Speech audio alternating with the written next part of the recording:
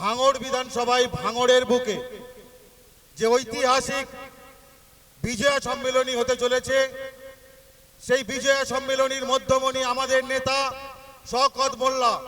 আমি ভাঙড় বিধানসভার এসসি এসটি সেলের পক্ষ থেকে ভাঙড়ের আপামর সমস্ত তৃণমূল কংগ্রেস কর্মীদের কাছে আহ্বান রাখছি, একবার জোরে সবাই মিলে করতালি দিয়ে প্রমাণ করুন যে ইনি আমাদের প্রকৃত নেতা।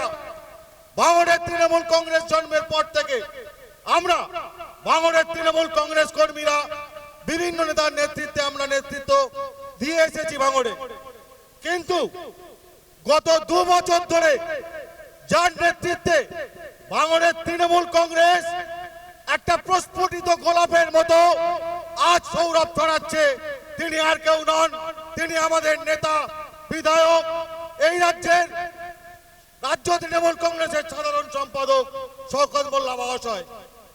আজ আমরা যে কথা কখনো ভাবিনি, বিশ্বাস করতে পারিনি, পশ্চিমবঙ্গের বিভিন্ন প্রান্তে বিজয়া সম্মেলনী হতো, কিন্তু আজ আমার ভাঙড়ে ভাঙড় কলেজ মাঠে বিজয়া সম্মেলনী, হাজার হাজার মানুষ, সমস্ত ধর্মের মানুষ, সমস্ত বর্ণের মানুষ। এটাই তো আমরা চেয়েছিলাম। আমরা ভাঙড়ের মানুষ, হিন্দু মুসলিম খ্রিস্টান শিখ ইসাই আদিবাসী, আমরা একসঙ্গে বসবাস করি, একতলায় ভাত খাই, এক পাতে ভাত, আমরা মুড়ি খেয়ে একই মাস্টারের কাছে গিয়ে পড়াশোনা শিখেছি। কিন্তু গত কয়েক বছর ধরে দেখলাম এই ভাঙড়ের মাটিতে আমাদের হিন্দু আর মুসলিমের মধ্যে ভাগ করার একটা সুচতুর কৌশল তৈরি হয়ে গেল। হিন্দু মহল্লায় গিয়ে বিজেপি নামে এক সাম্প্রদায়িক দল গোটা ভারতবর্ষকে যারা শেষ করে দিতে চেয়েছিল, এই ভাঙড়ের হিন্দু মহল্লায় গিয়ে তারা সুস্থুরি দিতে শুরু করলো। আর এই বিজেপির দোসর আইএসএফ নামক এক শক্তি, তারা মুসলিম মহল্লায় গিয়ে আমাদের মুসলিম ভাইদের মধ্যে সুস্থুরি দিতে শুরু করলো। এ কোন ভাঙড়? এ কোন বাংলা?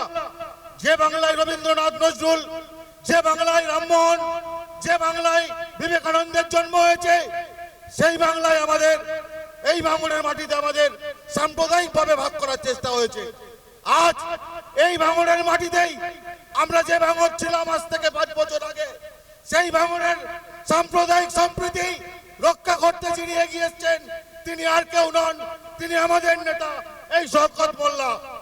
ভাঙড়ের মাটিতে আমরা আজ হিন্দু মুসলিম সবাই এক সারিতে বসে আছি, একসঙ্গে আমরা বসবাস করছি, এটাই তো চেয়েছিলাম। আমি ভাঙড়ের সমস্ত মানুষকে বলবো, ঘুম ভাঙন, আফিমের নেশার আপনাদের কাটতে শুরু করেছে।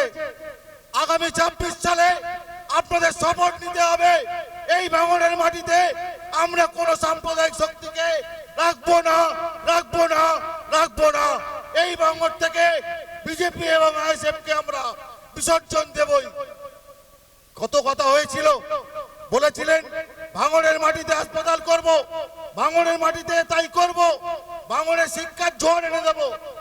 আরে আপনি নারীকে সুরক্ষা দিতে জানেন না, নারীর সম্মান দিতে জানেন না, আর আপনি আমাদের শিখিয়েছিলেন বড় বড় কথা।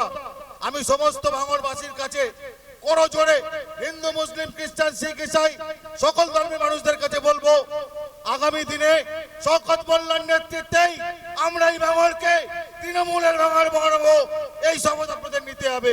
এই কথা বলে সবাইকে সংগ্রামে অভিনন্দন জানিয়ে আমি আমার ক্ষুদ্র বক্তব্য শেষ করলাম।